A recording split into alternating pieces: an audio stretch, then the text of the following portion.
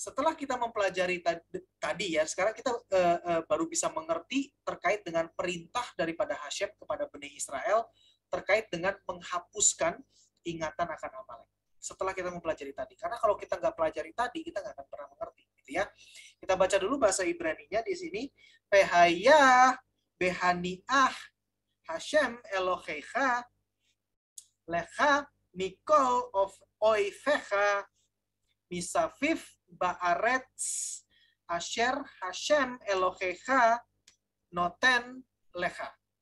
Maka dari itu akan terjadi bila mana Hashem Elokimu memberikan kelegaan dari seluruh musuh yang mengelilingimu di tanah yang diberikan oleh Hashem Elokimu sebagai warisan untuk dimiliki, ya kan? Dikatakan apa? Nachalah leristah timchah et zecher Amalek mitachat hashamayim lo tishchah. Bahwa kamu harus menghapuskan ingatan akan Amalek di kolong langit. Jangan kamu lupakan. Jadi gini, Bapak sekalian. Ingat, lihat di sini. Ini kata-katanya luar biasa sekali. Ya, bila mana Hashem Elokimu memberi kelegaan dari seluruh musuh yang mengelilingimu di tanah yang diberikan oleh Hashem Elokimu sebagai warisan untuk dimiliki. Artinya, bila mana Israel itu sudah berhasil membereskan semua musuh-musuhnya secara fisik, termasuk Amalek. Jadi Amalek sudah nggak ada lagi. Tapi tetap Hashem katakan bahwa kamu harus menghapuskan ingatan akan Amalek di kolong langit. Ingatan itu terkait dengan intelek. Ingat ya, Amalek kerjanya di bagian mana tadi secara konsep, secara paham? Di bagian intelek. Dia ada di bagian atas. Dia berusaha menggantikan Keter, Chokhmah, dan Bina serta Da'at dari yang seharusnya Torah, dia berusaha ambil dan dia masukkan konsepnya. Itu adalah di intelek. Ingatan. Paham ya, Bapak sekalian? Jadi sebetulnya inilah yang sekarang yang terjadi. Saat ini secara fisik bangsa Amalek nggak ada. Tidak ada. Ya sudah terkawin campur ya, DNA mungkin ada, tapi terkawin campur. Cuman yang secara karakteristik menyatakan bahwa bangsa gitu ya, kayak bangsa Cina gitu kan, atau bangsa apa, bangsa Israel gitu kan, nggak ada.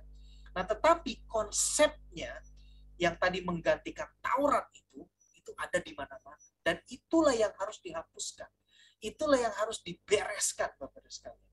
Dan itulah yang menjadi tugas Bnei Israel dan juga tugas kita Bnei Noah untuk terus buat diri kita sendiri, jangan sampai kita terserang oleh Amalek, dan juga buat orang lain. Biar orang lain tuh mengerti, oh Taurat yang harus ditempatkan di situ, bukan Amalek gitu. Bukan keraguan dan bukan penyangkalan akan Tuhan. Paham ya sampai di sini?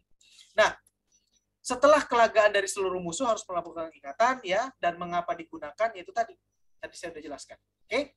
Karena itu ditempati oleh Taurat. Nah, oke, dan yang perlu diperhatikan adalah di sini. Keter, Chokhmah, Bina, dan Da'atnya yang diperbaiki. Artinya Amaleknya dicabut. Amaleknya itu digulingkan, diganti dengan Torah. Bukan manusianya dibinasakan. Ya, Bapak sekalian, kita sekarang tahu kan ada orang-orang yang istilahnya meragukan dan gak peduli Hashem segala macam. Kita tahu mungkin teman kita sendiri, mungkin siapa, dan kalau kita lihat di orang-orang dari budaya barat itu banyak. Tapi bukan perintahnya itu sekarang itu bukan merekanya dibinasakan, tidak. Yang perlu diberesin adalah ininya nih. Keter, Chokhmah, Bina, dan Da'atnya diperbaiki, dipastikan bahwa yang mencengkeram itu adalah bukan Amalek, tetapi Taurat, tetapi Torah. Itu. Oke, lanjutkan ya. Luar biasa nih. Nah, terus kita lanjutkan di dalam Shemot 17 ayat 16 dikatakan di sini. Nah, ini bahkan lebih mengerikan lagi, bukan lebih mengerikan, ini bahkan lebih dahsyat lagi terkait dengan Amalek yang diucapkan oleh Musa sendiri, Bapak Ibu sekalian. Dikatakan apa? Vayomer ki yad al kesh Hashem milhamah. Saya harus potong sampai di sini dulu. Vayomer ki yad al kesh Hashem. Dan ia, dalam hal ini Musa, berkata, karena ada tangan di takhta Hashem. Lalu melanjutkan, ini bayangin dulu ada tangan di takhta Hasyim. Nanti saya akan jelaskan maksudnya apa. Ya. Lalu dikatakan di sini apa? Milhamah la Hasyim ba Amalek Midor Fador. Perang Hasyim melawan Amalek dari generasi ke generasi. Jadi terkait dengan Amalek, ini adalah perang Hasyim, Bapak-Ibu sekalian. Ini adalah perang yang dinyatakan oleh Hasyim sendiri, ya. Dan penjelasannya menurut Lubavitcher Rebbe, ada tangan yang terangkat dengan sumpah di takhta Hasyim. Maksud daripada karena ada tangan di takhta Hasyim itu adalah ada tangan yang terangkat dengan sumpah di takhta Hasyim, yaitu tangan Hasyim sendiri, yang berkata bahwa Hasyim menyatakan perang sepanjang generasi melawan Amalek. Ya, ngeri Bapak sekalian. Jadi memang ini benar-benar sesuatu yang buat Hasyim itu juga serius. Kenapa? Bayangkan, karena Amalek inilah yang berusaha mendongkel dan bahkan berani-beraninya Taurat yang ada, berani-beraninya diutak-atik. Itu Bapak-Ibu sekalian. Ya, jadi ini ngeri banget. Makanya Hasyim juga menyatakan perang sepanjang generasi melawan Amalek, karena yaitu tadi, karena ini sudah sangat ya kita tahu mencengkeram banyak orang gitu kan, dan itulah yang harus dibereskan. Lepaskan mereka dari cengkeraman Amalek dan ganti dengan Taurat, ganti dengan perintah Hasyim yang benar, ya. Dan yang lebih penting lagi di sini adalah ada dua kata yang kurang atau defisit, ya, yaitu adalah kata kes. Seharusnya adalah kisei. Tahta Tuhan itu tahta, throne, itu adalah kata yang benar, bukan kata yang benar, kata yang lengkap itu adalah kisei. Kes juga artinya sama, Bapak-Ibu sekalian. Nih kata kes ini itu artinya sama, tahta juga, tapi bentuk singkat gitu loh. Maksudnya dipotong gitu, tapi artinya sama gitu kan. Itu yang pertama ya, tahta. Dan di sini dikatakan tahta Hasyim, kes Hasyim, gitu kan? Nah, lalu yang berikutnya lagi adalah nama Hasyim sendiri. Nama Hasyim terpotong di sini. Yod Hei. Harusnya adalah Yod Hei, Vav Hei, tapi terpotong. Nah, maksudnya apa gini Bapak-Ibu sekalian? Maksudnya adalah tahta pemerintahan Hasyim dan dunia mengenal Hasyim seutuhnya, Yod Hei, Vav Hei, hanya bisa dicapai bila Amalek sudah tidak ada lagi. Bila konsep Amalek itu sudah tidak ada lagi. Nah, itulah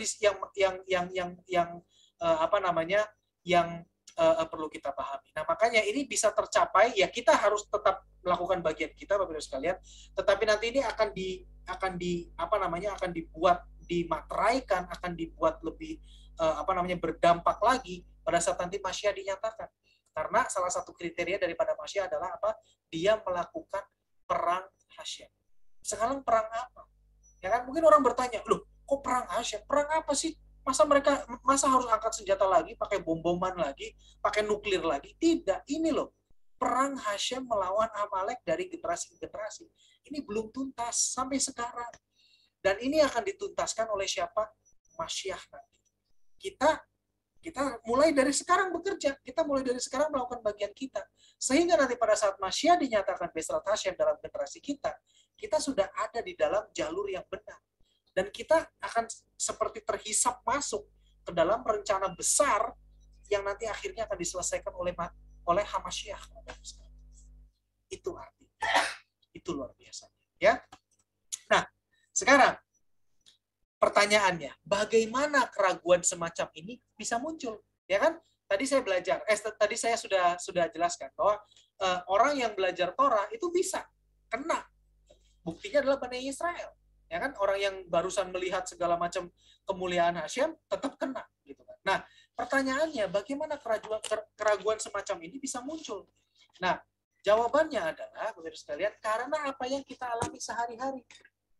Ya, karena himpitan hidup, karena ternyata begini ya, aku ngalami hal yang gak enak ya, kok seperti ini ya. Nah, itu bisa muncul keraguan-keraguan seperti itu. Dan ditambah dengan tidak memahami apa tujuan dari keseluruhan ciptaan ini. Mulai ada putus asa. Iya ya, kenapa sih gue diciptakan begini, kenapa sih ini begini, kenapa sih ini begitu, gitu loh.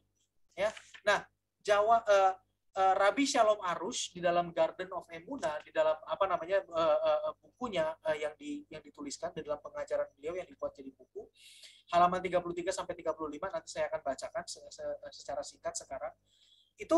Ini adalah pertanyaan dari semua manusia di dunia, ya kan? Ketika kita terhimpit sesuatu yang tidak enak, itu akan muncul pertanyaan semua yang diajukan semua manusia di dunia. Kenapa sih ini terjadi kepada saya? Kenapa dia begitu? Kenapa saya begini? Kenapa dia lebih beruntung? Kenapa saya tidak? Nah, kan seperti itu kan. Lalu kenapa Tuhan sepertinya enak sama dia tapi tidak buat saya? Nah, jawaban daripada semuanya itu adalah iman, adalah emunah. Ya, dan ingat Bapak-Ibu sekalian, emunah atau iman bukanlah kemampuan untuk membayangkan yang tidak nyata.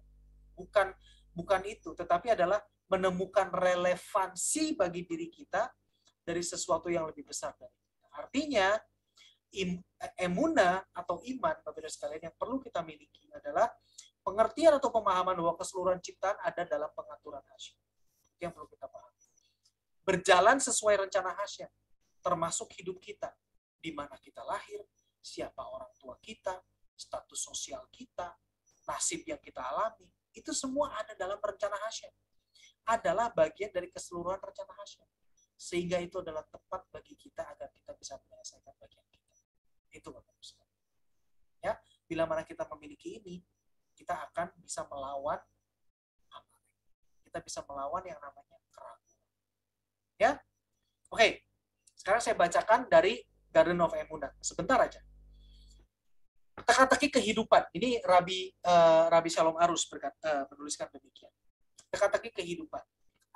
Apakah tujuan daripada hidup yang penuh dengan kesakitan dan penderitaan? Ya kan? Kemana dunia ini akan menuju? Apa yang ada, yang tersedia bagi kemanusiaan?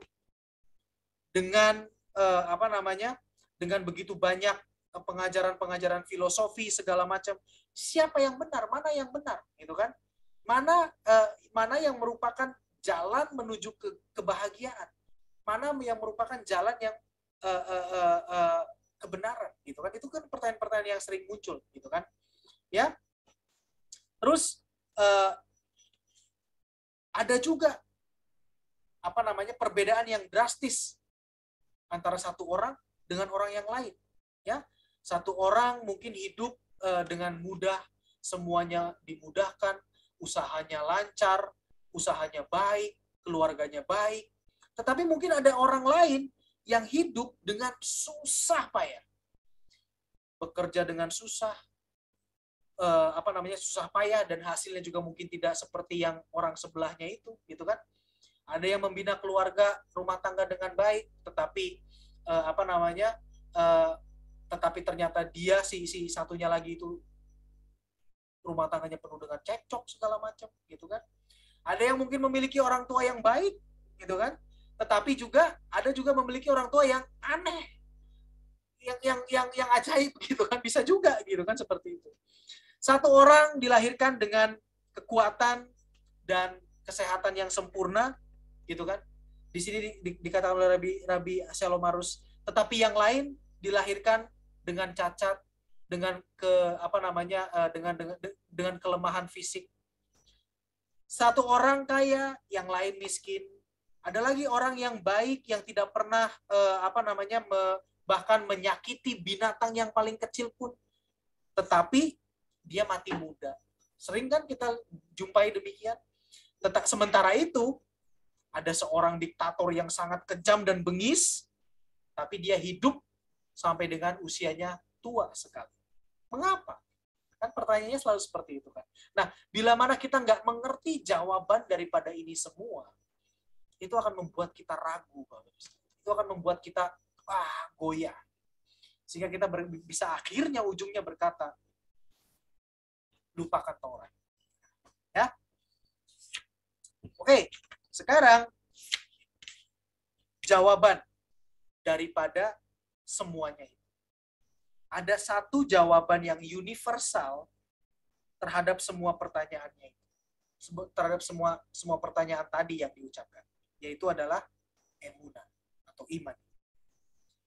Melalui emunah, setiap hal itu menjadi jelas dan bisa dimengerti, yaitu ada Sang Pencipta dan Ia mengatur seluruh dunia. Dia yang mengawasi setiap individu dengan pengawasan ilahi.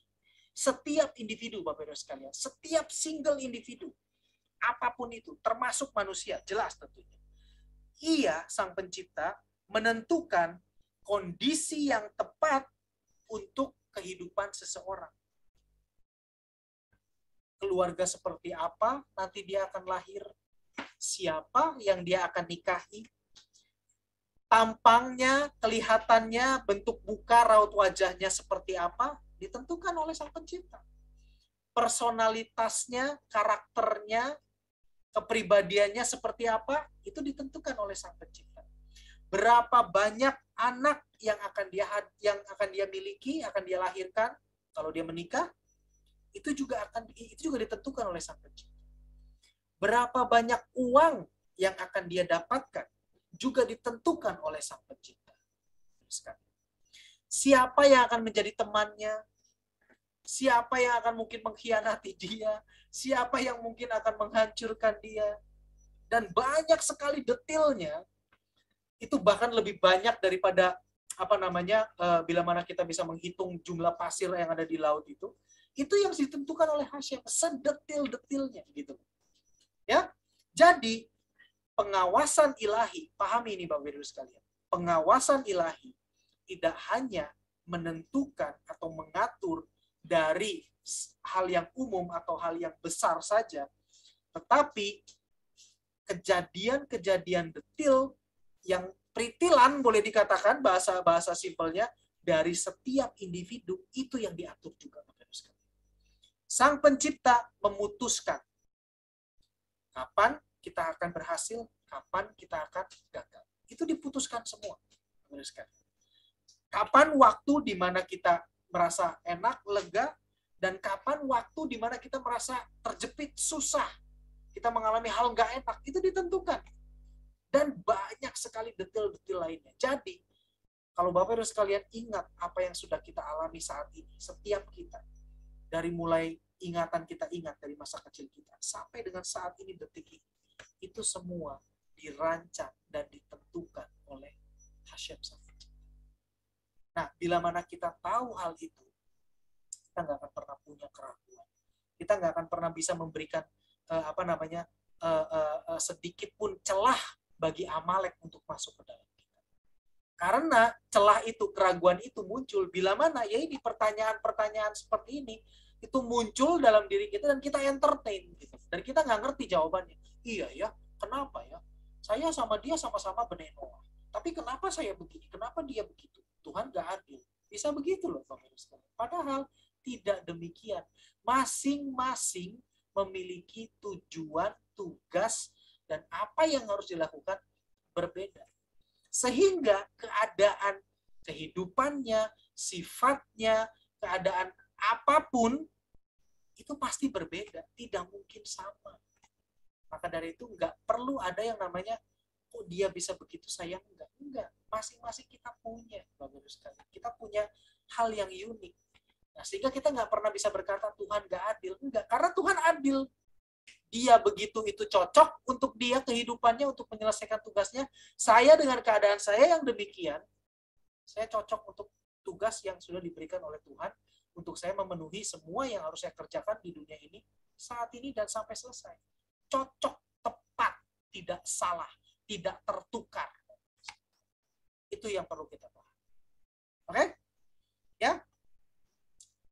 Oke. Jadi, sekarang pertanyaannya adalah, apa yang Tuhan inginkan? Apa yang creator, apa yang pencipta, sang pencipta inginkan dari kita? Secara esensi, secara simple, Tuhan itu cuma punya satu keinginan. Cuma punya satu keinginan dari setiap kita, yaitu kita mengenal Dia. dalam situasi yang kita alami ini, dalam situasi unik yang semua kita ini hadapi, yang masing-masing kita berbeda, kita mengenal dia. Kita mengerti dan mengakui, ini, aku ada seperti ini, itu adalah karena engkau. Aku ada seperti ini, karena adalah penentuan daripadamu. Itu yang asli. Dan nanti saya bawakan, Bapak Ibu sekalian, akan saya bawa lebih lagi terkait dengan bagaimana menyadari keberadaan kita. Nah, ini akan sangat luar biasa sekali. Ya, sampai di sini dulu. Pahami dulu bahwa ini penting bagi kita. Kita harus memiliki iman, memiliki emunah, pengertian, pemahaman yang benar, sehingga kita tidak lagi salah dalam memahami, dan kita tidak lagi bisa terkontaminasi oleh Amalek. Ya, oke, terus sekalian. Terakhir, kita ingatkan bahwa Amalek datang bertempur dengan Israel yang di Refidim. Ya, sebetulnya secara tempat tidak ada tempat yang namanya Refidim, tidak ada.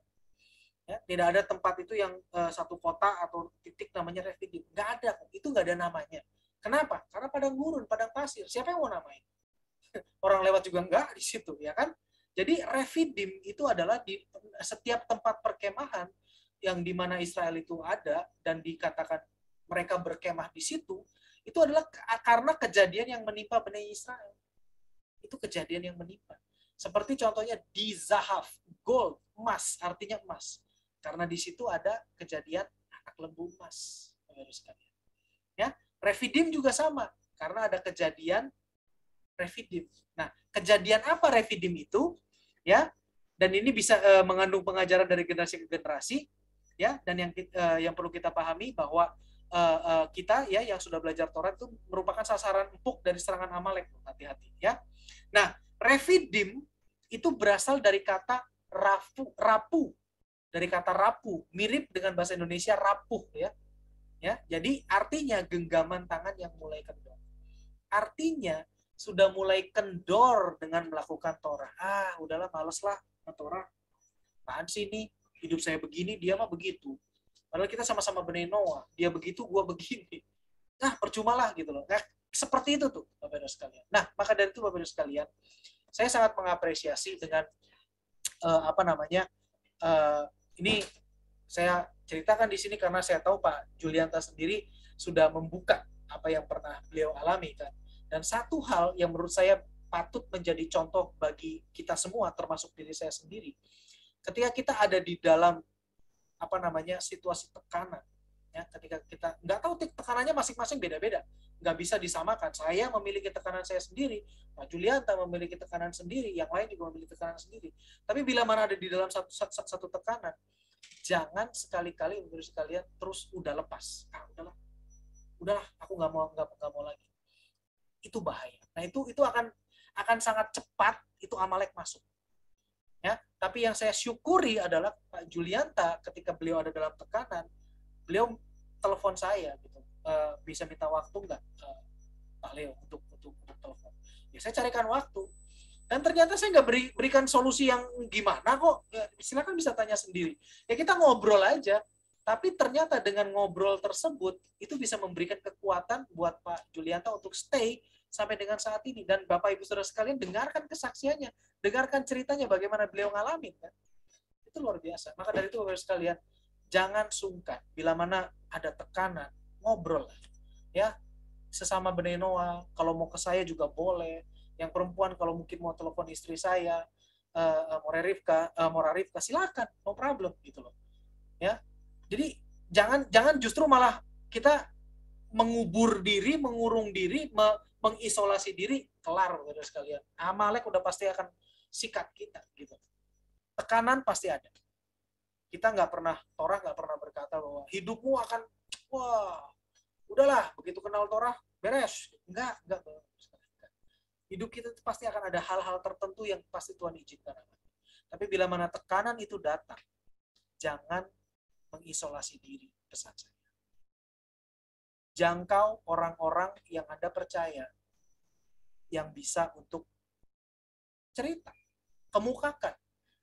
Sebelum parah Amaleknya, itu kemukakan gitu loh, ngomong. Ya, Kita akan bantu, kita dan inilah manfaatnya komunitas ini. Kita sama-sama bergandengan tangan, kita jalan bersama-sama. Itu para sekalian. Ya. Baik, kita lanjutkan. Dan pemahaman Taurat terjadi dengan dua hal ya, karena dengan intelek dan tindakan. Dua-duanya harus kita cengkeram kuat. Dari sisi intelek, ayo kita harus cengkeram kuat. Lalu dengan tindakan juga, iya kita tindakan, kita lakukan dong. Tujuh hukum Nu bilang apa kita lakukan. Jangan cuma sekedar disiplin.